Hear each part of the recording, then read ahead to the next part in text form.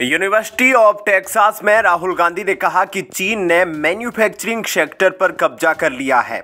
वहां बेरोजगारी की समस्या नहीं है। भारत को भी मैन्युफैक्चरिंग सेक्टर पर ध्यान देना होगा, तभी बेरोजगारी के संकट से निपटा जा सकता है। आज़ादी से कांग्रेस की सरकार थी तब नहीं सोचा। यूएसए के टेक्सास में राहुल गांधी ने कहा कि पीएम संविधान नहीं मानते। राहुल गांधी को देश दुनिया को बताना चाहिए कि देश में आपातकाल किसने लगाया। 1976 में संविधान में बदलाव किस पार्टी ने किया था, बताएंगे राहुल गांधी दुनिया और देश को।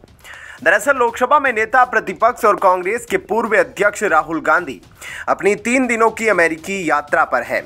इस दौरान पहले दिन वो टेक्सास के डलास में यूनिवर्सिटी ऑफ टेक्सास के छात्रों से बातचीत किए। इस बातचीत में राहुल गांधी ने भारतीय राजनीति और अर्थव्यवस्था सहित अपनी भारत जोड़ो यात्रा पर चर्चा की। एक बार फिर राहुल गांधी ने विदेश में चर्चा के दौरान देश की सरकार के विरोध में बयानबाजी की। राहुल गांधी ने चीन की तारीफ करते हुए वहां की तुलना भारतीय रोजगार से की। राहुल गांधी ने भारत में रोजगार को सबसे बड़ी समस्या बताया। वैसे यह कोई पहला मौका नहीं है जब राहुल गांधी ने विदेशों में जाकर ऐसी बातें कही हो। इसके पहले भी वो विदेशों में जाकर भारत सरकार पर हमला बोलते रहे हैं। उन्होंने छात्रों से बातचीत में बताया कि भारतीय राजनीति में नफरत का माहौल है, लेकिन भारत जोड़ो यात्रा के साथ उन्होंने भाईचारे की सियासत की शुरुआत की।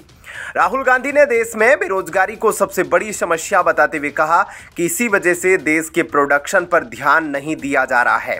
टेक्सास में छात्रों से बातचीत करते हुए राहुल गांधी ने चीन की तारीफ की। उन्होंने चीन का उदाहरण देते हुए कहा, चीन ने अपने यहाँ उत्पादन पर ध्यान दिया है, यही वजह है कि वहां पर बेरोजगारी की समस्या नहीं है। वहीं भारत में प्रोडक्शन के लिए चीन पर निर्भर रहना पड़ता है। वहां पर अधिकतर चीज़ें मेड इन चाइना की होती है। इसी वजह से चीन अपने लोगों को रोजगार देने में सफल रहता है।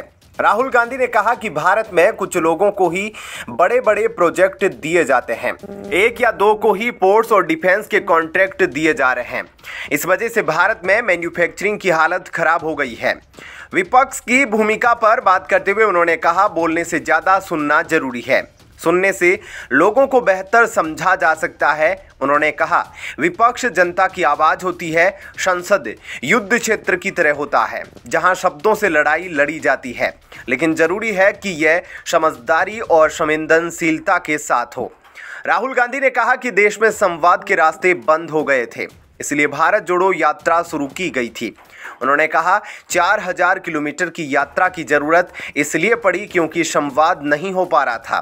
संसद में हमने जब बातें कहने की कोशिश की तो उसे प्रसारित नहीं किया गया, मीडिया ने हमारी बात नहीं उठाई। ऐसे में लोगों तक पहुंचने के लिए यही एक तरीका था।